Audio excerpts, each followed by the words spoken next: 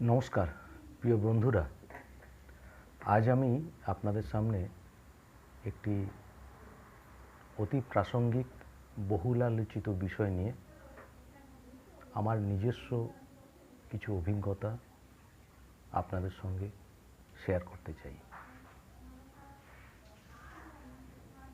বিষয়টিতে প্রবেশ করার আগে আমি আমার সংক্ষিপ্ত পরিচয়টুকু দিয়ে দিই। আমি শুভেন্দু মণ্ডল,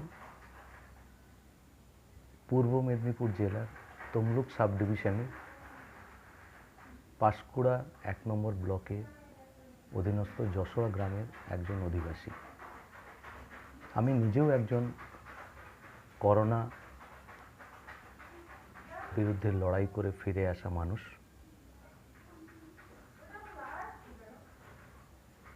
বর্তমানে এই করোনা ভাইরাস বা কোভিড-19 যে সার্স ভাইরাসের উপদ্রব, তার বিশ্বব্যাপী যে ভয়াবহ রূপ আমরা দেখতে পাচ্ছি,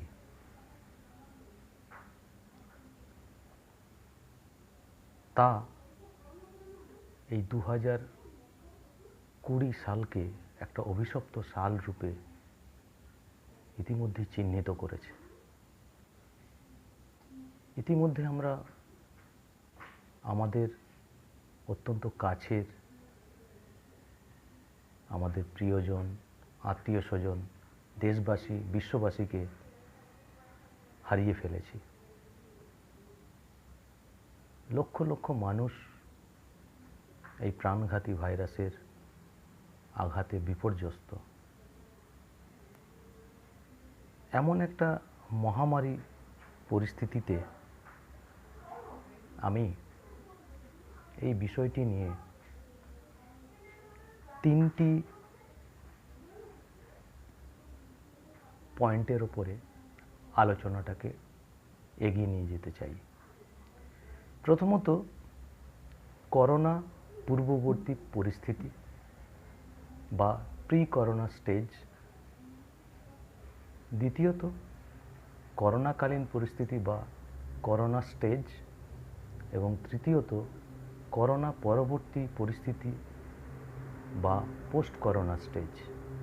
এই তিনটি বিষয়কে আমি তুলে ধরব। তবে তার আগে আরও কিছু প্রাসঙ্গিক কিছু টার্ম বা কিছু কথা সম্পর্কে আমি সংক্ষেপে ছুঁয়ে যেতে চাই। যেমন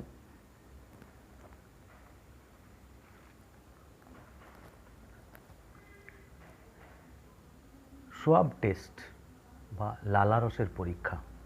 এই বিষয়টা কি? এটা এখন প্রায় প্রতিটি মানুষই শুনে থাকবেন, অনেকেই জেনে থাকবেন। তবুও আমি সংক্ষেপে দু এক কথা বলে নিই। প্রকৃতপক্ষে যদি দেখা যায়, আমাদের যে শ্বাসনালী এবং খাদ্যনালী দুটো পাশাপাশি আমাদের শরীরে যাচ্ছে। তো আমাদের মুখগহ্বর দিয়ে যে আমরা বায়ু নিই বা নাসাগহ্বর দিয়েও আমরা বায়ুকে নিই, বা ওখান দিয়ে এই দুটো জায়গা দিয়ে আমরা বায়ু আবার শরীর থেকে যে নিঃশ্বাস বায়ু সেটা ত্যাগ করি, আর প্রশ্বাস বায়ুটা বায়ু থেকে এই নাসাগহ্বর মুখগহ্বর দিয়ে নিই। এই মুখগহ্বর আর নাসাগহ্বরের সংযোগ যে স্থল, যেখানের পরে কি হয় না, শ্বাসনালীটা শুরু হচ্ছে। এই শুরুর স্থানটা খুব একটা কনজয়েন্ট এরিয়া, যেখানে দেখা গেছে যে লালারসের যে স্যাম্পল বা লালারস পরীক্ষা করার জন্য যে জায়গা থেকে রসটা নেওয়া হয়, সেটা ওই কনজয়েন্ট এরিয়া থেকে। সেটা এক হচ্ছে নাসা গহ্বর দিয়ে যে জায়গাটা গিয়ে শ্বাসনালীর কাছে পৌঁছচ্ছে, ওইখান থেকে ওইখানকার রস নিয়ে, আর মুখগহ্বর থেকে যেখানে শ্বাসনালীটা শুরু হচ্ছে গিয়ে সেই জায়গার রস নিয়ে পরীক্ষাটা করা হয়। তার করার কারণ, এই জায়গাগুলোতে কোভিড ভাইরাসের থাকার সম্ভাবনাটা সব থেকে বেশি পরিমাণ এবং এখানেই বেশিক্ষণ সময় ধরে কোভিড-19 যে সার্স ভাইরাস সেটা থাকে, তাই ওই জায়গা থেকে স্যাম্পলটা কালেক্ট করা হয়। তো এই সোয়াব টেস্ট এর রেজাল্ট বা এই পরীক্ষার ফল জানিয়ে দেবে যে একজন কোভিড আক্রান্ত না কোভিড আক্রান্ত নন। তো এই টেস্টের 3 রকম রেজাল্ট আসতে পারে, একটা পজিটিভ, একটা নেগেটিভ, একটা কনফিউজিং বা যেটাকে বলতে পারি মানে সন্দেহজনক। এমন জিনিস হয় যে রেজাল্ট পজিটিভ এলো অর্থাৎ তিনি কোভিড আক্রান্ত, রেজাল্ট নেগেটিভ মানে তিনি কোভিড আক্রান্ত নন। আবার অনেক সময় দেখা যাচ্ছে সমস্ত সিমটমস যা বলছে বা পরিস্থিতিকালীন যে এভিডেন্স সেগুলো বলছে যে উনি কোভিড আক্রান্ত হওয়ার সম্ভাবনা, কিন্তু রেজাল্ট বলছে নেগেটিভ। তো সেক্ষেত্রে এই রেজাল্টটাকে সন্দেহজনক ধরে নিয়ে পরবর্তী ক্ষেত্রে আরও নিশ্চিত হওয়ার জন্য পরীক্ষা পদ্ধতি গ্রহণ করা হয়। এরপর আসি র্যাপিড অ্যান্টিজেন টেস্ট বলে একটা কথা খুব উঠেছে বা সবার মুখে মুখে ফিরছে। এই র্যাপিড অ্যান্টিজেন টেস্টটা কী? অ্যাকচুয়ালি র্যাপিড কথার অর্থ হচ্ছে যে তাৎক্ষণিক বা ইমিডিয়েট। অ্যান্টিজেন টেস্ট, এই অ্যান্টিজেন বিষয়টা নিয়েও আমি একটু বাদে বলছি। তো এই র্যাপিড অ্যান্টিজেন টেস্ট হচ্ছে তাৎক্ষণিক একটা পরীক্ষা, যে পরীক্ষার ফলাফল বলে দেবে তাৎক্ষণিকভাবে যে রোগীর থেকে এই টেস্টটা করানো হচ্ছে স্যাম্পল নিয়ে তিনি কোভিড আক্রান্ত কি নন। এক্ষেত্রে পজিটিভ অথবা নেগেটিভ এরকম দুটো রেজাল্ট আসে, কিন্তু একটা প্রশ্নচিহ্ন আছে যে এই পরীক্ষার যে এফিকেসি লেভেল বা এফিসিয়েন্সি লেভেল এই টেস্টের, সেটা দেখা গেছে যে ওই 70, 75, 80 বা 85% এরকম একটা পার্সেন্টেজে আমরা তার সফলতা দেখতে পাই। অর্থাৎ এর অর্থ কি না, যদি 100 জন কোভিড আক্রান্ত রোগীর র্যাপিড অ্যান্টিজেন টেস্ট করানো হয়, দেখা যায় যে তার ওই 70, 75 বা 80 বা 85 জন পজিটিভ এই টেস্টে সেটা ধরা পড়ে। বাকি কিন্তু এই 15-20% মানুষ তারা কিন্তু কোভিডে আক্রান্ত, অথচ তাদের টেস্ট আপনি সঙ্গে সঙ্গে দেখতে পাচ্ছেন যে নেগেটিভ হচ্ছে। অর্থাৎ এটা কেন তাহলে করানো হয় না, এটা করানোর উদ্দেশ্য একটা যে রেজাল্টটা তাৎক্ষণিক পাওয়া যায়। ফলে যে সমস্ত রোগীর অলরেডি অনেকটা তারা দেরি করে ফেলেছেন এই সংক্রান্ত পরীক্ষা নিরীক্ষা করা বা চিকিৎসা পদ্ধতির সাহায্য নেওয়ার দিকে যাওয়ার ক্ষেত্রে, তাদের হয়তো অনেকটা অ্যাডভান্স স্টেজে তারা চলে গেছেন, তাদের কন্ডিশন ক্রমশ ডিটোরিয়েট করছে। তো সেই সব ক্ষেত্রে ডাক্তারবাবুরা চান যে যাতে ইমিডিয়েট একটা রেজাল্ট বেরিয়ে আসে যে উনি কোভিড আক্রান্ত কি নন, সেই অনুযায়ী তার চিকিৎসার দিশা গ্রহণ করা হবে। এই রকম একটা অবস্থায় এই টেস্টটা করানো হয় যাতে করে আমরা তাৎক্ষণিকভাবে বুঝে যেতে পারি যে উনি কোভিড আক্রান্ত কি নন। কোভিড আক্রান্ত পজিটিভ হলে ইমিডিয়েট তাকে বিভিন্ন প্রসিজারের মধ্যে ট্রিটমেন্টে নিয়ে আসা হবে। আর যার নেগেটিভ হচ্ছে তার ক্ষেত্রেও কিন্তু তাকে সোয়াব টেস্ট করিয়ে নেওয়া হবে পাশাপাশি, যাতে করে একদম নিশ্চিত হওয়া যায় যে সেই মানুষটা কোভিড আক্রান্ত কি নন সেটা একেবারে দেখে নেওয়ার জন্য। তো এ তো গেল র্যাপিড অ্যান্টিজেন টেস্ট। তো এছাড়া আরেকটা ব্যাপার খুব কথা উঠে আসছে যে ফুসফুসের সংক্রমণ বা ইংরেজিতে যাকে বলছে লাং ইনফেকশন। এই যে লাংস বা ফুসফুস, যেটা একটা আমাদের খুবই গুরুত্বপূর্ণ একটা অর্গ্যান বা আমাদের একটা গুরুত্বপূর্ণ দেহের যে অর্গ্যানটা একটা বিশাল ভূমিকা পালন করে। মূল ভূমিকা কি না, আমরা যে বায়ু থেকে যে প্রশ্বাস বায়ু নিই, যে প্রশ্বাস বায়ুর মধ্যে অক্সিজেন, কার্বন ডাইঅক্সাইড, নাইট্রোজেন, এই বিভিন্ন ইনার্ট গ্যাস এগুলো রয়েছে। তো সেই বায়ুটা এই একটা মিশ্র পদার্থ, যেটা কিনা আমাদের যখন ফুসফুসে যায়, ফুসফুসের সেই ক্ষমতা রয়েছে যে ওখান থেকে অক্সিজেনটাকে ছেঁকে নেবে, নিয়ে রক্তের মধ্যে মিশিয়ে দেবে, আবার রক্তের মধ্যে আসা যে দূষিত কার্বন ডাইঅক্সাইড সেটাকে ওখান থেকে বের করে নিঃশ্বাস বায়ুর মাধ্যমে আমাদের দেহের বাইরে বের করে দিতে পারবে। তো এর একটা বিরাট ভূমিকা এক্ষেত্রে রয়েছে আমাদের রক্তকে পরিশুদ্ধ করার ক্ষেত্রে, রক্তকে আরও অক্সিজেন সমৃদ্ধ করা এবং কার্বন ডাই অক্সাইড দূরীভূত করার ক্ষেত্রে।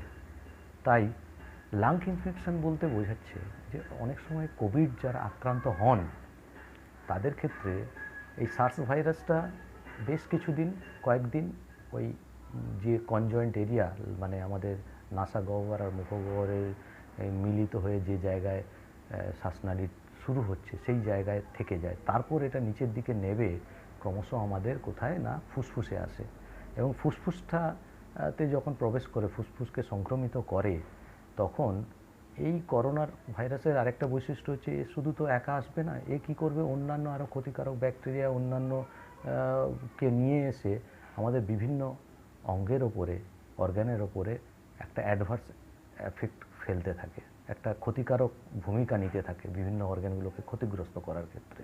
তো সেক্ষেত্রে কী হয় না, এই যে আমরা বলি শ্লেষ্মা বা কফ তৈরি হচ্ছে, তখন কি হয়, এই লাংস যে আছে, লাংসকে পুরো কফে ঘিরে ফেলে অনেকটা।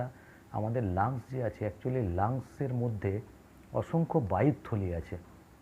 এই বায়ুথলিগুলো কে যদি আপনি একটা বল ভাবেন, যে বলের বাইরে যদি একটা নেট, জাল দিয়ে বলটাকে রাখা হয়, ঘিরে রাখা হয়, তো রক্তজালকগুলো ওরকম ওই অ্যালভিওলাইকে ঘিরে ধরে রাখে, যেগুলো হচ্ছে রক্ত, আমাদের যে কলাকোষ সেখান থেকে রক্ত আসছে, আমাদের হৃৎপিণ্ড দেহের বিভিন্ন কলাকোষে রক্ত পাঠাচ্ছে, আবার দেহের কলাকোষ থেকে রক্ত এই ফুসফুস হয়ে সেই রক্তগুলো যাচ্ছে আবার হৃৎপিণ্ডে ফিরে যাচ্ছে। এই যে প্রক্রিয়া, এই প্রক্রিয়ার মধ্যেকালে যখন কিনা এই অক্সিজেনের আদান প্রদানটা ফুসফুস করছে, অর্থাৎ অ্যালভিওলাইগুলো করছে, সেই জায়গায় যদি এই অ্যালভিওলাইগুলোকে আমরা ওই সেলোফেন পেপার, পলিথিন পেপারের মতো পুরো ঘিরে রেখে দিই, কী হবে? তাহলে ওই অক্সিজেনগুলো আর যেটা আমরা বায়ু থেকে গ্রহণ করছি সেই অক্সিজেনটাকে রক্তে মেশাতে পারবে না। তাহলে রক্তে স্বাভাবিকভাবে অক্সিজেনের মাত্রার ঘাটতি ঘটবে, এবং অক্সিজেনটা যখন রক্তে প্রবেশ করে অ্যাকচুয়ালি কী হয়, ওখানে আমাদের যে দেহের রক্ত লাল, তার কারণ ওতে হিমোগ্লোবিন থাকে। তো সেই হিমোগ্লোবিনের সঙ্গে অক্সিজেনের একটা বিক্রিয়া হয়ে অক্সি হিমোগ্লোবিন একটা যৌগ গঠন করে রক্তের মধ্যে মিশে সেটা কলাকোষে অক্সিজেনটা সরবরাহ হয়। আবার কলাকোষে আমাদের শরীরে যে সমস্ত আমরা খাদ্যবস্তু গ্রহণ করি তার সরলীভূত খাদ্য রস যেগুলো, সেগুলো আবার কলাকোষে ভাঙা হয় তাকে, এই অক্সিজেন সেগুলোকে ভাঙতে সাহায্য করে, ভেঙে সেখান থেকে শক্তি উৎপন্ন হয়, যে শক্তি দিয়ে আমরা বিভিন্ন কাজকর্ম, আমাদের শারীরবৃত্তীয় কাজকর্ম চালিয়ে যাই। আর এই খাদ্যগুলোকে ভেঙে যে অপাচ্য অংশ, ক্ষতিকারক অংশ, সেগুলো কিডনির মাধ্যমে রক্তকে পরিশুদ্ধ করার কাজে চলে যায়। আর কার্বন ডাই অক্সাইড যে দূষিত পদার্থ উৎপন্ন হয় সেটা আবার চলে আসে কোথায় না, আমাদের ফুসফুসে চলে আসে, ফুসফুস সেটাকে দেহের বাইরে বের করে রক্তটাকে পরিশুদ্ধ রাখে। তো রক্ত পরিশুদ্ধকরণের ক্ষেত্রে এই ফুসফুসের একটা বিরাট ভূমিকা। তো এই ফুসফুস যদি সংক্রমিত হয়ে যায় তাহলে রক্তে অক্সিজেনের মাত্রা কমবে। এই অক্সিজেনের মাত্রা কমার পাশাপাশি আমাদের মস্তিষ্ক, দেহের বিভিন্ন কলাকোষ, হৃৎপিণ্ডের বাইরে যে পেশিকোষগুলো রয়েছে, যে হৃৎপিণ্ডকে সারাক্ষণ যে পাম্প করে যাচ্ছে, ধুকপুক করে যাচ্ছে, সেই যে হৃৎপিণ্ডের কলাকোষগুলো, সেগুলো সজীব আছে বলে এটা পারছে। তো সেই কাজগুলো করতে গেলে তাদের অক্সিজেন দিতে হবে। এখন এই অক্সিজেনের সাপ্লাই যখন কমে যাবে তখন কি হবে, তার বিভিন্ন ধরনের অ্যাডভার্স এফেক্টগুলো এই মস্তিষ্কে বলুন, হৃৎপিণ্ডের কলাকোষগুলো বলুন, কিডনি বলুন, বিভিন্ন অর্গ্যানের যে কলাকোষ আছে তাতে এফেক্টগুলো পড়বে, এবং যে কারণে এই ফুসফুস ইনফেকশানটা কিন্তু শুধু ফুসফুসের ইনফেকশান বললে ভুল হবে, এটা কিন্তু অন্যান্য অর্গ্যানের ওপরে মারাত্মক রকমভাবে একটা প্রভাব ফেলতে অত্যন্ত অগ্রণী ভূমিকা নিয়ে থাকে। তাই ডাক্তারবাবুরা সর্বাগ্রে কোভিড পেশেন্টদের আগে দেখেন, চেস্ট এক্সরে করান, দেখেন আগে যে ফুসফুসের কন্ডিশনটা কেমন আছে, রক্তে অক্সিজেনের মাত্রাটা কেমন আছে, সেটা থেকে বোঝা যাবে যে রক্তে প্রকৃতপক্ষে এই ফুসফুস অক্সিজেন কীভাবে ট্রান্সফার করতে পারছে বায়ু থেকে, সেগুলো দেখে নেওয়া হয়। আচ্ছা, এর পরবর্তীকালে আমরা আসি যে heart attack related to corona. এটা নিয়ে কি বলবো না, হার্ট অ্যাটাকের সঙ্গে আবার কীভাবে জুড়লো না, সেখানে কি আছে, এই যে আমি বলছিলাম হৃৎপিণ্ডের বাইরে পেশিকোষ রয়েছে, যাকে আমরা হৃদপেশি বলি। এই হৃদপেশিগুলো আসলে তো ওখানে কোষ রয়েছে, সেই কোষগুলো কি না, তারা যদি সজীব থাকে তারা হৃৎপিণ্ডটাকে চালনা করছে, পাম্পিং করতে সাহায্য করছে। এখন যখনই অক্সিজেনের মাত্রাটা ওই কলাকোষে যাওয়া কমে যাবে, ওই কোষগুলো ক্রমশ মরতে শুরু করবে। তো মরতে শুরু করলে হৃৎপিণ্ডের কার্যক্ষমতা কমতে থাকবে, এবং এমন একটা সময় আসবে যখন হৃৎপিণ্ড আর পাম্প করার জায়গায় যেতে পারবে না। ফলে কী হবে, একটা হার্ট ফেলিওরের দিকে চলে যাবে। তো এটাও একটা গুরুত্বপূর্ণ বিষয়। এরপর আসি আমাদের কিডনি, এবং তার উপরে তার এফিসিয়েন্সিটাও অনেকটা নির্ভর করে এই অক্সিজেন সরবরাহ বা পরোক্ষভাবে ফুসফুসের এই কার্যকারিতার উপরে। কিডনির ক্ষেত্রে কি হয় না, কিডনি এই যে আমরা বললাম যে কলাকোষে খাদ্যবস্তুটাকে ভেঙে সেখানে শক্তি উৎপন্ন হচ্ছে, এই খাদ্যবস্তুটাকে যখন ভাঙা হয় তখন সেই সরল খাদ্যটা ভেঙে তার থেকে শক্তি উৎপাদনের সময় কিছু অপাচ্য বলবো না, এটাকে বলবো বর্জ্য পদার্থ, যেগুলো শরীরে থাকলে ক্ষতিকারক, ইউরিয়া, অ্যামোনিয়া, হিপিউরিক অ্যাসিড এই জাতীয়, এইগুলো যদি থাকে এগুলো রক্তকে দূষিত করবে, এবং সেক্ষেত্রে আমাদের এটা ক্ষতিকারক একটা দিক। তাই আমাদের যে কিডনি যেটা থাকে, সেই কিডনি বা যেটা আমাদের একটা সবথেকে গুরুত্বপূর্ণ একটা অর্গ্যান বলতে পারেন, যা আমাদের রক্তকে ছাঁকতে সাহায্য করে, চালুনির মতো, ছাঁকনির মতো কাজ করে। ওই যে দূষিত বর্জ্য পদার্থগুলোকে ছেঁকে রক্তটাকে পরিশুদ্ধ রাখতে সাহায্য করে। এখন যখনই আপনার এই অক্সিজেনের মাত্রা কম হবে, তাহলে কি হবে, আপনি খাদ্যবস্তুকে ভাঙতে পারছেন না ভালো করে, তখন কি হবে, তখন শক্তির প্রয়োজনে তখন দেহে যে খাদ্য সঞ্চিত থাকবে, সেই খাদ্যগুলো সেই সঞ্চিত খাদ্যকে ভাঙতে শুরু করবে। তো সেক্ষেত্রে কি হয়, সঞ্চিত যে খাদ্য মানে গ্লুকোজ থেকে গ্লাইকোজেন হয়ে পেশিকোষে থাকে, তাহলে গ্লাইকোজেনকে ভেঙে গ্লুকোজ করবে আবার, এবং তাকে ভেঙে শক্তি উৎপন্ন করা। আবার ফ্যাট থাকলে, বিশেষত ফ্যাট, যে সঞ্চিত ফ্যাট থাকে, চর্বি, সেটাকে ভেঙে কি হয় না, বিভিন্ন ধরনের কিটোনস বা যেটাকে বলি কিটো অ্যাসিডোসিস একটা ক্রিয়া তৈরি হবে, যেটা রক্তকে আরও দূষণের মাত্রা বাড়িয়ে দেবে এবং কিডনির কার্যক্ষমতাকে আরও খারাপ দিকে নিয়ে যাবে। এর ফলে রেনাল ফেলিওর, অন্যান্য প্রবলেমগুলো হয়ে যায়।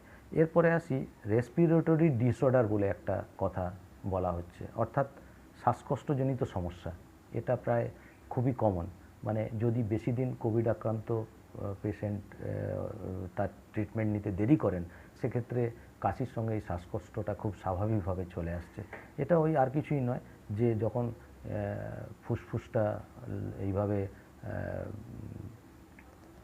শ্লেষ্মা বা স্লেমা দিয়ে ঢাকা পড়ে যাচ্ছে, তখন ন্যাচারালি আমাদের অক্সিজেনের প্রয়োজনে, কলাকোষের অক্সিজেনের প্রয়োজনে হৃৎপিণ্ড কী করবে, বেশি বেশি করে তাড়াতাড়ি রক্ত সরবরাহ করতে চাইবে, যাতে ফুসফুসে বেশি বেশি করে রক্ত গিয়ে, দ্রুত রক্ত গিয়ে অক্সিজেনের মাত্রাটাকে বাড়াতে পারে।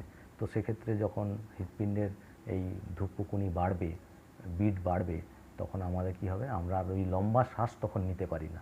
তখন আমাদের কি হয়, তখন আমরা ছোট ছোট শ্বাস ওই এইভাবে নিতে হয়। এটা কিন্তু একটা শ্বাসকষ্ট জনিত সমস্যা, এবং যেটা এই করোনার কারণে তার করোনার একটা অন্যতম সিমটমস হিসাবে দেখা হয়ে থাকে। এর পরবর্তীকালে আরেকটি টার্ম খুব মুখে মুখে ফিরছে, অক্সিজেন পালস মিটার। অ্যাকচুয়ালি এই অক্সিজেন পালস মিটার হচ্ছে একটা ডিভাইস, যার সাহায্যে আমরা রক্তে অক্সিজেনের লেভেলটা কেমন আছে, মানে শতকরা অক্সিজেনের পরিমাণ কেমন, সেটা আমরা জানতে পারি, বা অক্সিজেনের স্যাচুরেশন লেভেলটা আমরা জানতে পারি। যত স্যাচুরেশন লেভেলটা বেশি, 100-এর দিকে থাকবে, কাছাকাছি থাকবে, তত আমরা ধরে নেব ওনার ফুসফুসের কার্যকারিতাও ঠিক আছে, অক্সিজেন লেভেল ঠিক আছে, মানে উনি অনেকটা ভালোর দিকে রয়েছেন। আর যদি ওটা কমতে শুরু করে, তাহলে আমরা বলতে পারি যে ওনার অক্সিজেনের ঘাটতি ঘটছে। মেবি সেটা ফুসফুসের কার্যক্ষমতা কমার কারণেও হতে পারে, বা অন্যান্য কোনো কারণে আসতে পারে। তো সেক্ষেত্রে এই অক্সিজেন পালস মিটারটা খুব একটা গুরুত্বপূর্ণ ওয়েপন এই কোভিড ট্রিটমেন্টের ক্ষেত্রে। সেক্ষেত্রে আমরা যেটা করি যে অনেক সময় হয় যে অনেক পেশেন্ট আছেন কোভিডে আক্রান্ত যারা, যে তার মধ্যে বাইরের কোনো আপনি সিমটমস কিছু বুঝতে পারবেন না। মানে কোভিড তো অ্যাকচুয়ালি দু ধরনের, আপনারা জানেন যে একটা সিমটোমেটিক, অর্থাৎ বিভিন্ন তার সিমটমস বা তার যে উপসর্গ সেগুলো দেখা যায়, যেমন জ্বর থাকা বা তার শ্বাসকষ্ট হতে পারে, কাশি থাকতে পারে, তার লুজ মোশন হতে পারে, বারবার পাতলা পায়খানা হওয়া যেটাকে বলি, তারপরে হতে পারে তার খিদে কমে যাওয়া, রাত্রে ঘুম হবে না, তারপরে হতে পারে এমন যে অনেক ক্ষেত্রে হয় যেটা যে মুখের স্বাদ কোনো থাকবে না, গন্ধ স্মেলটা ক্রমশ বুঝতে পারবেন না। এগুলো হচ্ছে সিমটোমেটিক। আর অ্যাসিমটোমেটিক বলতে আমরা বুঝি এরকম ধরনের কোনো সিমটমসই নেই, অথচ তিনি কোভিড আক্রান্ত। তো তাদের ক্ষেত্রে অনেকের দেখা যায় যে ধীরে ধীরে তার অক্সিজেন লেভেলটা কমে যাচ্ছে। তখন বুঝতে হবে যে একটা মানুষের এসব সিমটমস নেই, অক্সিজেন কমে যাচ্ছে, মানে তিনিও কিন্তু কোভিড আক্রান্ত হতে পারেন বা তার ফুসফুসজনিত কোনো সমস্যা তৈরি হয়েছে। তো তার সেভাবে তাকে গার্ড করতে হবে। তো এই গেল তো অক্সিজেন পালস মিটার। এছাড়া আরেকটা খুবই ইম্পর্ট্যান্ট কথা আমরা যখন স্কুলে পড়াশুনো করতাম শুনেছি, ইমিউনিটি। হ্যাঁ, ইমিউনিটি পাওয়ার, ইমিউনিটি। এই ইমিউনিটি কথাটা কি? অ্যাকচুয়ালি আমরা যদি দেখি আমাদের শরীরে একটা খুবই স্বাভাবিকভাবে একটা মেকানিজম রয়েছে, যেটা কিনা আমাদের যে বাইরের শত্রু যারা, সেই শত্রুর সঙ্গে লড়তে। এই শত্রু কিন্তু যে সে শত্রু নয়, এই শত্রু হচ্ছে বাইরের থেকে আমাদের শরীরে ঢোকা বিভিন্ন ধরনের প্রোটিন, যেগুলো আমাদের শরীরে ঢুকে রোগ জীবাণু বা রোগ জ্বালা সৃষ্টি করে। যেমন ধরুন ভাইরাস, ব্যাকটেরিয়া, এরা কিন্তু এই ভাইরাস যে থাকে যখন বাইরে থাকছে, মানে বায়ুতে বা কোনো জীবিত কোষের বাইরে থাকছে, তখন এরা কিন্তু মৃত। যা এরা কোনো জীবিত কোষের মধ্যে ঢুকছে, সঙ্গে সঙ্গে এরা অ্যাক্টিভ হয়ে গেল এবং বংশ বিস্তার করতে শুরু করে। তো আমাদের শরীরেও এরা প্রবেশ করার পরে এই একই কাজটা করে। তো এই যে ফরেন পার্টিকেল বলবো না, ফরেন বস্তু, মানে বাইরের থেকে আসা বস্তু, নন সেলফ, নিজের নয়, বাইরের থেকে আসা, তারা যদি কারো শরীরে ঢুকে রোগ জ্বালা সৃষ্টি করে, তখন সেই ধরনের প্রোটিনটাকে বলা হয় অ্যান্টিজেন্ট।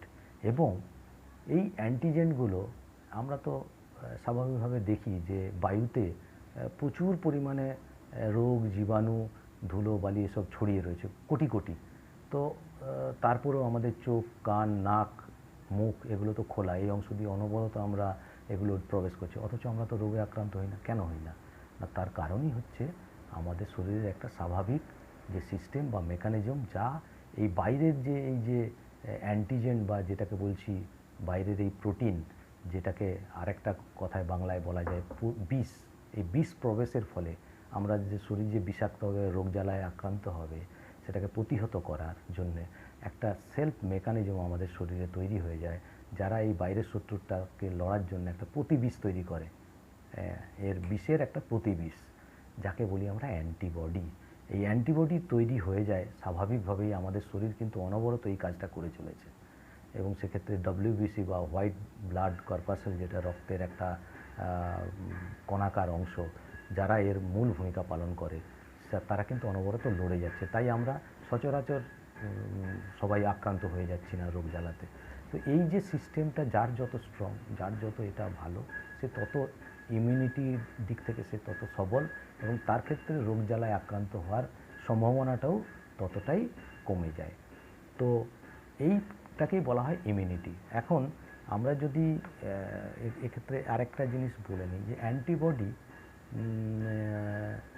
করোনার ক্ষেত্রে কিন্তু অ্যান্টিবডির যেটা এখনও অবধি আমরা শুনতে পাচ্ছি, যে করোনার অ্যান্টিবডির স্থায়িত্ব কিন্তু বেশি নয়। মানে 5 মাস, 4 মাস, 3 মাস, 5 মাস, 6 মাস, তার বেশি কিন্তু দেখা যাচ্ছে অ্যান্টিবডির স্থায়িত্ব থাকছে না। তাই আমরা যারা করোনাতে আক্রান্ত হয়েছি, তাদের এমন নিশ্চয়তা নেই যে আমি একবার আক্রান্ত হয়েছি মানে আমি আর আক্রান্ত হব না, এ সম্ভাবনা কিন্তু নেই। আমি কিন্তু ফার্দার আক্রান্ত হতে পারি কোভিড দ্বারা। আর কোভিড তো একটা রকম নয়, কোভিডের অনেক রকমের ভেরিয়েশন রয়েছে। তাই আমি হয়তো আজকের ডেটে যে কোভিডে যে ধরনের ভাইরাসটাতে যে টাইপটাতে আক্রান্ত হয়েছি, কালকের ডেটে অন্য টাইপে আক্রান্ত হতে পারি। তাই সাবধানতা কিন্তু কোভিড আক্রান্ত মানুষকে যারা হননি বা যারা হয়েছেন বা যারা হবেন সবাইকেই কিন্তু নিতে হবে। এই ব্যাপারটা ভুলে গেলে চলবে না। তো এরপর আসি কোমরবিডিটি বলে একটা কথা, প্রচুর আলোচনা হয়েছে এই নিয়ে, অনেক কন্ট্রোভার্সিয়াল কথাবার্তা হয়েছে, রাজ্যের সঙ্গে কেন্দ্রের একটা এই নিয়ে সংঘাতও তৈরি হয়েছিল। এগুলো আমরা পত্রপত্রিকা বা মিডিয়ার মাধ্যমে জেনেছি।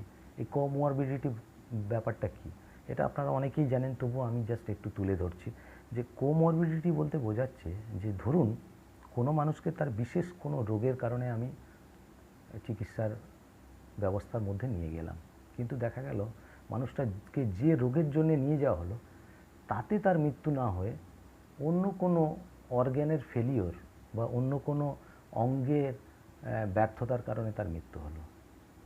একটা উদাহরণ দিই, ধরুন আমি কোভিড আক্রান্ত হয়েছি, কিন্তু আমার দেখা গেল হার্ট অ্যাটাকে মৃত্যু হলো। এক্ষেত্রে কিন্তু কোভিডে আক্রান্ত হলেও কোমরবিডিটি হিসাবে আমাকে লেখা হবে কিন্তু হার্ট অ্যাটাক। তো এটাই কোমরবিডিটি, এবং এটা খুবই পরিষ্কার ধারণা সবার থাকা দরকার যে স্বাভাবিক যেসব মানুষের অন্যান্য শারীরিক রোগ রয়েছে, যেমন কারো এই হার্টের ওপরে, কিডনির ওপরে, স্নায়ুর ওপরে, বা সুগার, প্রেশার, বা অন্যান্য কিছু যেগুলো রয়েছে, এই ধরনের অন্যান্য এলমেন্টস থাকা মানুষগুলো কিন্তু অনেক বেশি রিস্ক জোনে থাকছে। তাই তাদের সবার সাবধানতা নিতে হবে, তাদেরকে আরও অতিরিক্ত সাবধান হতে হবে। তো এই গেল কোমরবিডিটি। এরপর আরেকটা কথা আসছে কোয়ারেন্টাইন। তো এই আধুনিক সমাজ ব্যবস্থায় এই ধরনের কথাগুলো আমরা শুনে শুনে অভ্যস্ত হয়ে যাচ্ছি, আমরা তার সঙ্গে পরিচিত হচ্ছি এবং নিজেদের জীবনে সেগুলোকে অ্যাপ্লাই করতে শিখছি। কোয়ারেন্টাইন বলতে বোঝাচ্ছে যে ধরুন কেউ কোভিডে আক্রান্ত হলেন, চিকিৎসা গ্রহণ করলেন, চিকিৎসা ব্যবস্থায় তিনি সমস্ত ট্রিটমেন্ট পাওয়ার পর উনি কোভিড থেকে মুক্ত হলেন। তো ডাক্তারবাবুরা বলছেন যে আপনি কিন্তু মুক্ত মানে এমন না আপনি একদম সরাসরি আপনার আগের স্বাভাবিক জীবনেই চলে যান, একথা আপনাকে বলা হচ্ছে না। আপনাকে এর মধ্যেও একটা সাবধানতা কিছুদিনে নিয়ে রাখতে হবে। সেই একটা কিছুদিনের সাবধানতা এখন যেমন আইসিএমআর গাইডলাইন অনুযায়ী বলছে যে এই ধরনের কোভিড মুক্ত মানুষ কোভিড থেকে যেদিন মুক্ত হয়ে ছুটি পেলেন তারপর থেকে আরও 7 দিন নিজেকে সম্পূর্ণ সবার আত্মীয় পরিবার পরিজন সবার থেকে নিজেকে আলাদা রাখবেন, আলাদা বাথরুম ইউজ করবেন, আলাদা বাসনপত্রে খাবেন এবং নিজের কাজগুলো নিজে করবেন। এবং এই পিরিয়ডটা তার দুটো কাজের জন্য তাকে করতে হবে। এক হচ্ছে তার যে হারিয়ে যাওয়া বা তার ক্ষয়ক্ষতি হয়ে যাওয়া যে ইমিউনিটি সিস্টেম সেটাকে আবার বুস্ট আপ করা, সেটাকে আবার ফুলফিল করা, আগের জায়গায় নিয়ে যাওয়া, তার থেকে বেটার জায়গায় নিয়ে যাওয়ার একটা সময়। আর দুই হচ্ছে তারকে নিজেকে অবজারভেশনে রাখতে হবে, যে ট্রিটমেন্টে ডাক্তারবাবুরা যা যা ওষুধপত্র পথ্য খেতে বলবেন করতে বলবেন সেগুলো তো করবেনই, পাশাপাশি অবজার্ভ করে রাখবেন যে কোনো রকম ওই কোভিডের কোনো সিমটমস ঘুরে আসছে কিনা বা অন্যান্য কোনো সমস্যা তার মধ্যে শারীরিক সমস্যা তৈরি হচ্ছে কিনা, এগুলো ব্যাপারে তাকে সচেতন হয়ে তাকে এগুলোকে অবজার্ভ করতে হবে, পর্যবেক্ষণ করতে হবে। এই পিরিয়ডটা হচ্ছে সেই পিরিয়ড। এবং নিজের সুস্থ থেকে পরিবারের অন্যান্য যারা আশেপাশে রয়েছেন যাদের সংমিশ্রণে উনি থাকবেন তাদেরকেও যাতে সেফগার্ড দিয়ে রাখতে পারেন এই পিরিয়ডে, সেই একটা সময়, যে সময়টা নিজেকে একটু আড়াল করে আলাদাভাবে এইভাবে থাকতে বলার কথা বলা হয়েছে, এটাই কোয়ারেন্টাইন। এবার আমি মূল বিষয়ে আসি। মূল বিষয়ে আমি বলেছিলাম যে আমার প্রথম পয়েন্ট হবে যে প্রি কোভিড স্টেজটা কি। যদিও এই প্রি কোভিড স্টেজ নিয়ে এখন অনেক দূর আমরা এগিয়ে গেছি।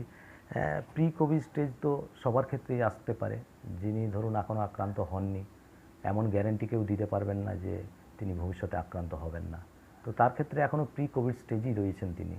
তো তিনি দেখা যায় যে আজকে যখন আমরা আপামর জনসাধারণ দেখতে পাচ্ছে যে দিকে দিকে হাজার হাজার লক্ষ লক্ষ মানুষ তারা এই ভাইরাসে আক্রান্ত হচ্ছে, বিশ্বে লক্ষ লক্ষ মানুষের প্রাণ সংহার হয়েছে, এবং দুশ্চিন্তার কালো মেঘ এখনও সরে যায়নি।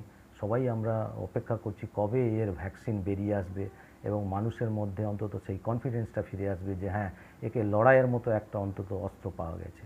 তো যতদিন না এই রকম একটা পরিস্থিতি আসছে, আমাদের সাবধানতা নিয়ে তো চলতেই হবে। আর আরেকটা কথা বলার এক্ষেত্রে, যে প্রি কোভিড স্টেজে দেখা গেছে যে মিডিয়ার যে বাড়বাড়ন্ত, মিডিয়ার যে অতিশয়োক্তি, সেটা কিন্তু আমাকে কিছুটা একটু ভালো লাগেনি এটা। কারণ আমি একটা জিনিসই বলবো, দেখুন, কোভিড একটা ভয়ঙ্কর মহামারী, মানুষকে ভয়ে ভয়ে থাকতেও হবে। আবার এটাও ঠিক, মানুষকে যদি আপনি মানসিকভাবে অসুস্থ করে ফেলেন, সেটাও কিন্তু খুব একটা কাম্য হবে না, যেটা মিডিয়া করেছে। এই রোগে দেখা গেছে এখনও অবধি 2 থেকে 3% মাত্র শতাংশ মানুষের প্রাণহানি হচ্ছে, বাকিরা কিন্তু সুস্থ হয়ে স্বাভাবিক জীবনে ফিরে আসছেন। অথচ মিডিয়া কিন্তু এটা কখনো প্রচারের আলোকে আনছে না।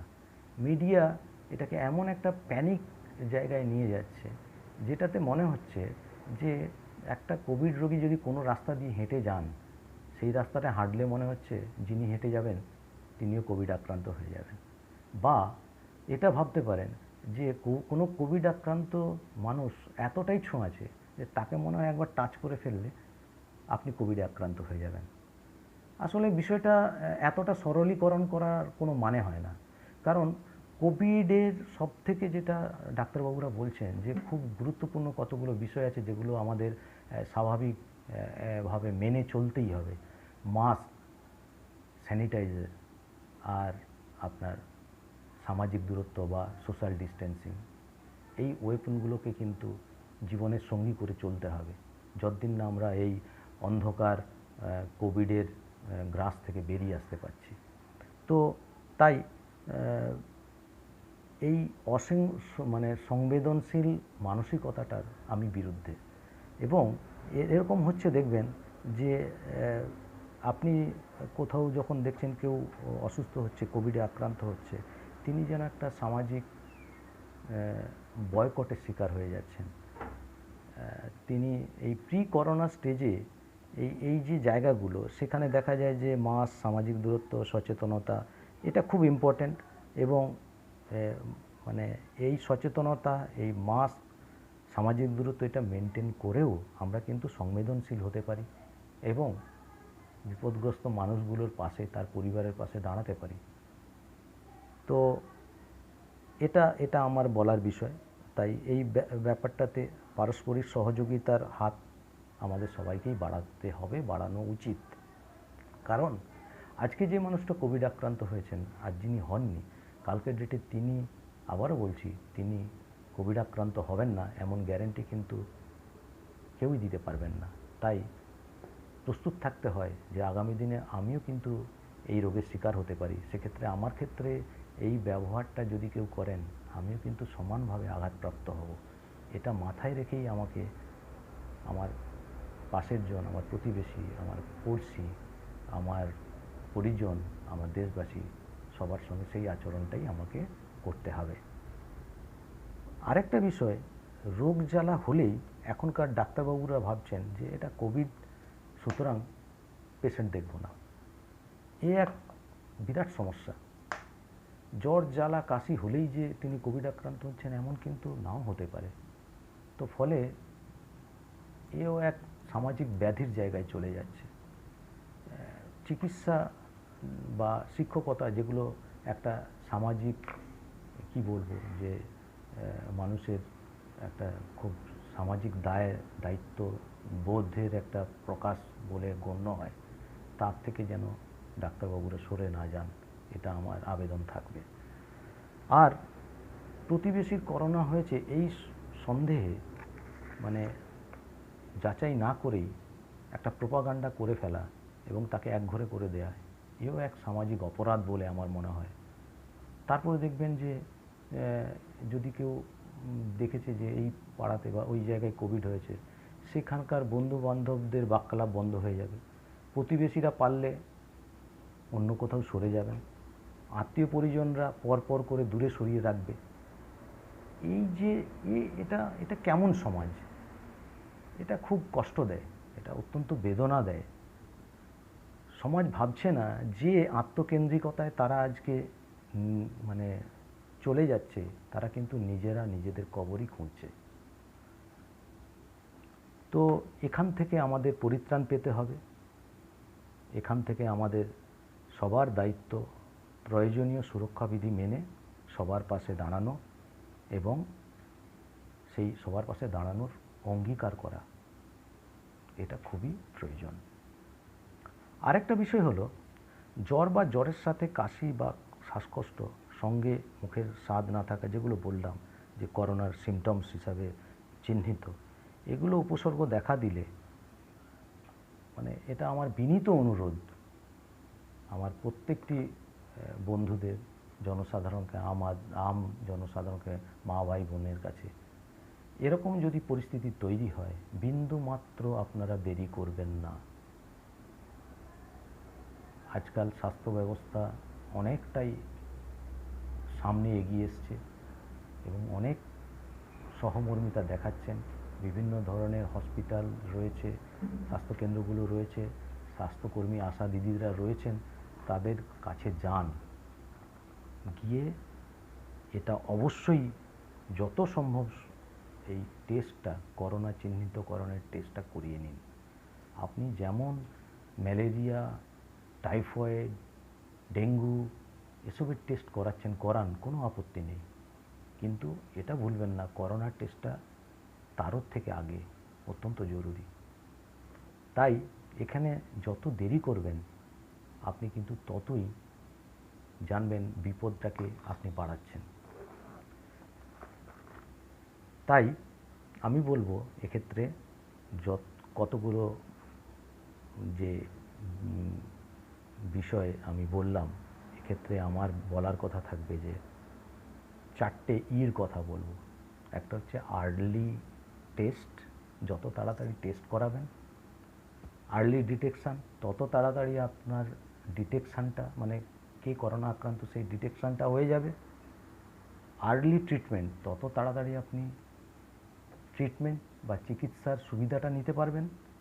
আর্লি রিকভারি, তত তাড়াতাড়ি আপনি সুস্থ হয়ে উঠবেন। তো এগুলো কিন্তু করোনার বিরুদ্ধে লড়াইয়ে অত্যন্ত মানে মূল্যবান পয়েন্ট বলে আমি মনে করি।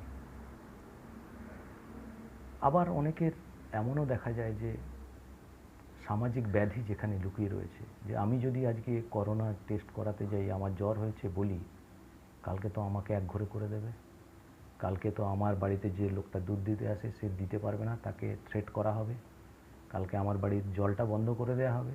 এই আতঙ্কে অনেকে এই ধরনের টেস্টগুলো করান না। কিন্তু আমাকে বুকে হাত দিয়ে বলুন তো, জীবনের মূল্য কি কোনো কিছুর থেকে বড়? তাই এই জীবনের মূল্য অন্য কিছু দিয়ে চোকাতে যাবেন না। একেবারে কোনো দিকে কান না দিয়ে নিজের জীবন, এই জীবনের মূল্য অসীম, একবারই আমরা পাই। তাই এই অমূল্য জীবনকে হারাবেন না, টেস্ট করিয়ে নেবেন। এরপর আসি করোনা স্টেজে কি করবেন। করোনা স্টেজ মানে যখন কিনা আপনি আক্রান্ত হয়ে গেছেন, আপনার কি করা উচিত? আপনি জেনে গেছেন আপনার করোনা হয়েছে, অবশ্যই যদি সুযোগ থাকে, কোভিড হসপিটালগুলো তৈরি হয়েছে বিভিন্ন জায়গায়, যে স্বাস্থ্যকেন্দ্রে আপনি টেস্ট করিয়েছেন বা সেখানে যোগাযোগ করে ভর্তি হয়ে যান। আর যদি ডাক্তারবাবু পরামর্শ দেন যে আপনার আক্রমণটা হালকা আছে, আপনি বাড়ির থেকেও ট্রিটমেন্ট করাতে পারেন, সেক্ষেত্রে কতগুলো প্রিকশনারি মেজার্স আপনাকে নিতে হবে। আপনাকে প্রথমত শরীরের মানে আপনার পরিবারের সবার থেকে আপনাকে আলাদা করে নিতে হবে, আইসোলেট করে নিতে হবে, এবং আপনার বাথরুম আলাদা করে নেওয়া, আপনার খাওয়ার জায়গা যেটা আগেও বলেছি এগুলো আলাদা করে নেওয়া, এবং ডাক্তারদের পরামর্শ মতো আপনাকে ওষুধ, তার সঙ্গে তথ্য অত্যন্ত গুরুত্বপূর্ণ। আপনার ইমিউনিটি পাওয়ারটাকে বাড়াতে গেলে এই যে ডাল, আমরা যা স্বাভাবিকভাবে খাই, ভাত, ডাল, ডিম, মাছ, এগুলো খান, পুষ্টিকর আহার খান, বেশি মাছ মাংস না পেলে সয়াবিন খান, মানে উদ্ভিজ্জ প্রোটিন নিন, এবং তার সঙ্গে বাড়িতে পাতিলেবু থাকলে পাতিলেবু খান, বারে বারে গরম জল করে খাবেন।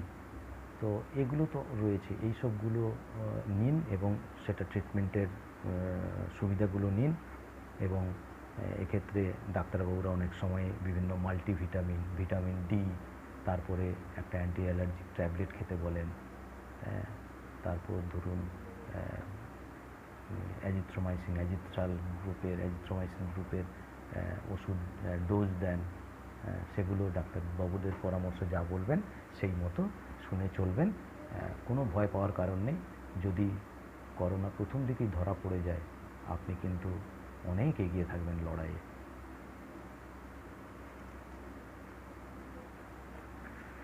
এরপর আসি পোস্ট করোনা স্টেজ, মানে করোনা থেকে আপনি বেরিয়ে এলেন, তো আপনি ভাবলেন আপনি যুদ্ধ জয় করে ফেলেছেন, করোনা থেকে মুক্তি পেয়ে গেছেন, আর কোনো চিন্তা নেই। কিন্তু আদৌ ব্যাপারটা তা নয়। আমাদের যে সমাজ ব্যবস্থায় এখানে বেশ কিছু সমস্যার সম্মুখীন হতে হচ্ছে বর্তমানে, বিভিন্ন জায়গায়, বিভিন্ন স্থানে, বিভিন্ন মানুষকে। যার করোনা হয়ে যাচ্ছে তিনি যেন একটা মহাপাপী। তিনি সামাজিকভাবে একেবারে বয়কটের শিকার হবেন। অনেক ক্ষেত্রে আপনার বাড়িতে দেখা যাবে লোকজন যারা আসতো তারা আসা বন্ধ করে দিয়েছে। আপনার পাড়া প্রতিবেশী একেবারে আপনাকে একঘরে করে দিয়েছে। তো এই রকম একটা পরিস্থিতি, যখন কিনা একটা মানুষ করোনায় আক্রান্ত হয়ে শুধু শারীরিকভাবে তার ইমিউনিটি সিস্টেম যে ভেঙেছে তা নয়, তার হৃদয়টাও ভেঙে রয়েছে, তার মানসিক বলটা ভেঙে রয়েছে, তখন কিনা আমরা যে সমাজ ব্যবস্থায় বাস করি, প্রত্যেকে মোরা পরের তরে, এই কথাটা আমরা ভুলে গিয়ে আমরা করি কি, সেই মানুষটাকে আরও কোণঠাসা করে দিই, সেই পরিবারটাকে আরও একঘরে করে দিই। তাদের যেন কোনো বেঁচে থাকার অধিকার নেই, তারাই যেন এই সমাজটাকে করোনাময় করার জন্যে দায়ী, এমনটা একটা প্রতিপন্ন করার চেষ্টা চলতে থাকে। তো এটা কিন্তু আদৌ কাম্য নয়। যারা এগুলো করছেন তারা একটু বিনয়ের সঙ্গে তাদেরকে অনুরোধ করছি, একটু ভেবে দেখবেন, কাল যদি এমন পরিস্থিতির শিকার আপনি হন, আপনার কি ভালো লাগবে? আপনার হৃদয়টা কি ভেঙে ছত্রখান হবে না? যে পরিবার পরিজন, যে প্রতিবেশীর জন্যে আপনি হয়তো এক সময় কেঁদেছেন, পাশে দাঁড়িয়েছেন, তার থেকে যদি এমন আচরণ পান, কেমন লাগবে? বা আপনার আত্মীয়রাও যদি এমন করেন। তাই খুবই সংবেদনশীল এই বিষয়টি। এক্ষেত্রে শুধু প্রশাসন দৃঢ় হলে যে হবে তা নয়, আসলে মানুষকে সামাজিক হতে হবে। শুধু পড়াশুনো জানলাম, শিক্ষিত হলাম তা কিন্তু নয়। আসল শিক্ষা দরকার সামাজিক শিক্ষা, যেখানে একটা অশিক্ষিত মানুষ অত্যন্ত সামাজিক হতে পারে। তাই আমি মনে করি আমাদের অত্যন্ত সংবেদনশীল হতে হবে, মর্মস্পর্শী হতে হবে, সহমর্মী হতে হবে। সমস্ত বিধি নিষেধ এগুলোকে মান্যতা দিয়েও আমরা কিন্তু একটা মানুষের পাশে দাঁড়াতে পারি, এই ধরনের মানুষের। তাকে জিজ্ঞেস করতে পারিস, ভালো আছিস তো? সাবধানে থাক। পরিবারের সঙ্গে তোদের কী অসুবিধা আছে? বাজারটা করতে পারছে না, হয়তো পয়সা আছে, সবই আছে। আমরা যদি একটু সহমর্মিতা হাত বাড়িয়ে বাজারটা করে দিয়ে আসতে পারি, তাহলে দেখা যাবে আমরা কিন্তু এই লড়াইটা লড়ে ফেলব। তখন করোনা একঘরে হয়ে যাবে। এটা আমাদের মাথায় রাখতে হবে। আর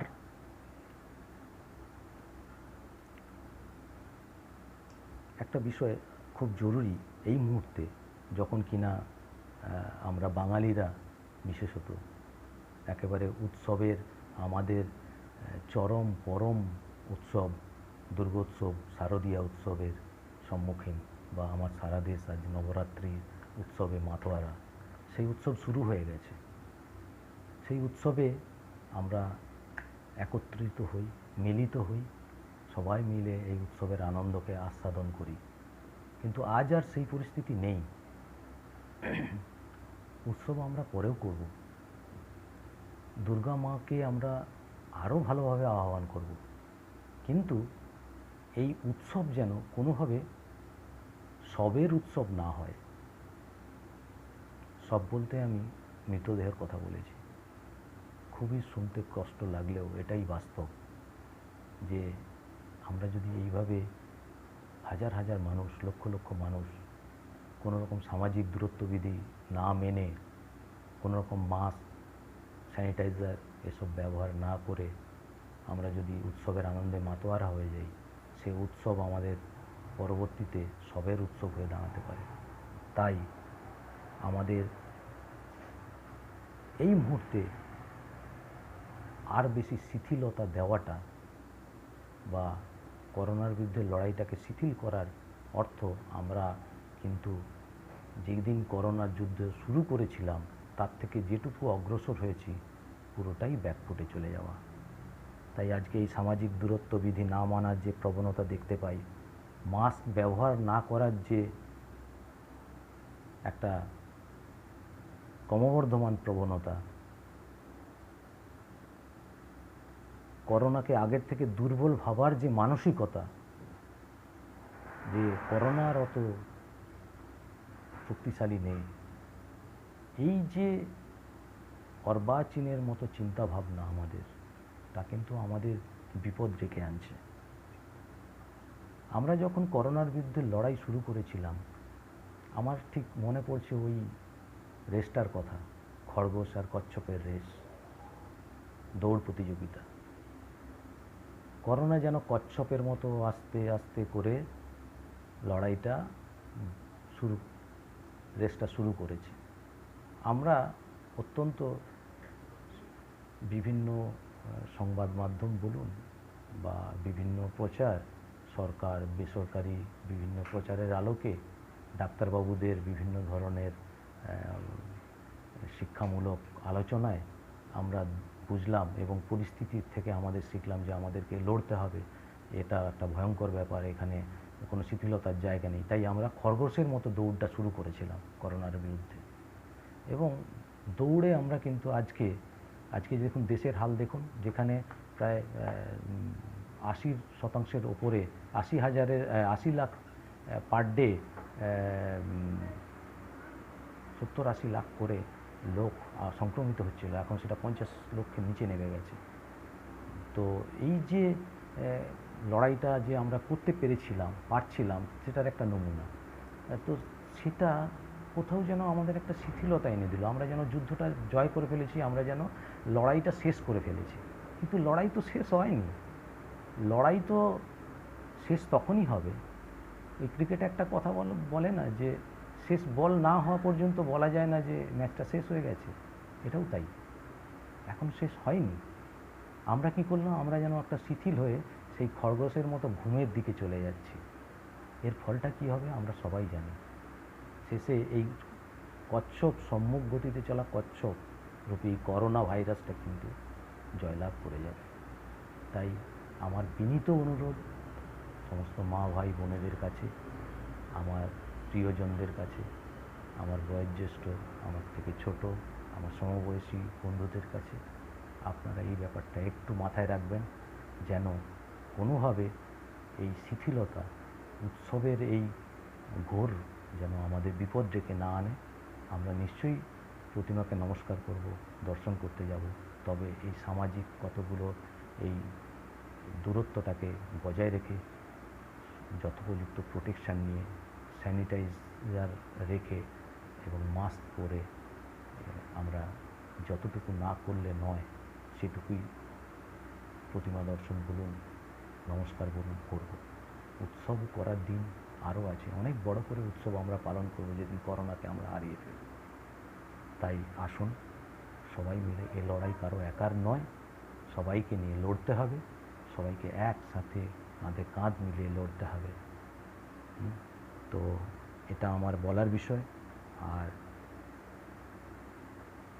খুবই যেটা গুরুত্বপূর্ণ জিনিস যে মানুষকে এইভাবে আমরা যেন একা করে না দিই। যারা আক্রান্ত হয়েছেন বা যারা কোভিড থেকে ফিরে এসছেন তাদেরকে কোনোভাবে যেন আমরা তুচ্ছ-তাচ্ছিল্য করে বা তাদেরকে একঘরে করে তাদের আরও মানসিক কষ্ট এবং এই সামাজিক দূরত্বটা যেন মানসিক দূরত্বে পরিণত না হয় তা আমরা দেখব। এবং সবশেষে বলি, শ্রদ্ধেয় ভূপেন হাজারিকা মহাশয়ের একটা গান ছিল, যেখানে উনি বলেছেন, মানুষ মানুষের জন্যে, জীবন জীবনের জন্যে একটু সহানুভূতি মানুষ কি পেতে পারে না? প্রশ্নটা রাখলাম, ভাববেন। নমস্কার, শুভরাত্রি, ভালো থাকবেন।